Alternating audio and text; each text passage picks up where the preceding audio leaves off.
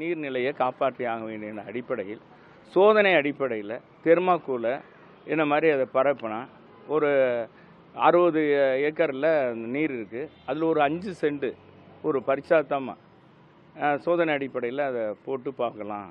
இதன் மூலமாக ஒரு நாளைக்கு எவ்வளோ எவாப்ரேஷன் குறையுது அப்படின்றதும் பூமி இழுக்கிறது குறையுது அப்படின்றத பார்க்கலான்ற அடிப்படையில் தான் போடப்பட்டிருக்கு. சின்னதாக கட் பண்ணிட்டாங்க அந்த தெர்மாக்கோலை. இப்போ அது ஒரு லென்த்து பெருசாக 10க்கு 10 சைஸாக இது பண்ண சொல்லியிருக்கு.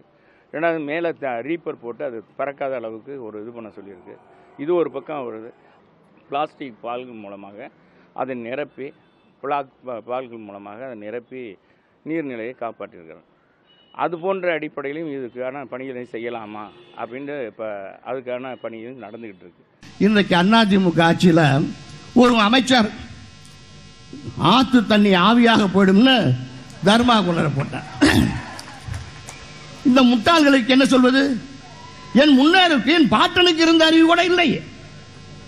கிராமங்களில் என் பாட்டன் குளங்குட்டைகளில் தாமரையை ஏன் படரவிட்டான்? அந்த தாமரையை படர்ந்திருப்பதனால் அந்த தண்ணி ஆவியாக செல்லாது என்று தாமரையை குளத்தில் போட்டான்.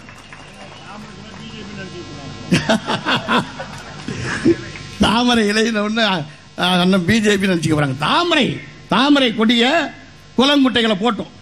இந்த வெயில் நாள்ல அந்த குளத்துல போய் குளிச்சா, தாமரை குளத்துல குளிச்சா தண்ணி சில்லுன்னு இருக்கும். தண்ணியும் ஆவியாகி மேல போகாது. அந்த அளவிற்கு அறிவுபூர்வமாக சிந்தித்தார்கள். அப்போது இன்னைக்கு இவர்கள் சிந்திக்கிறார்கள். இவர்கள் எல்லாம் யார் என்று நீங்கள் அடையாளம் கொண்டு கொள்ள வேண்டும்.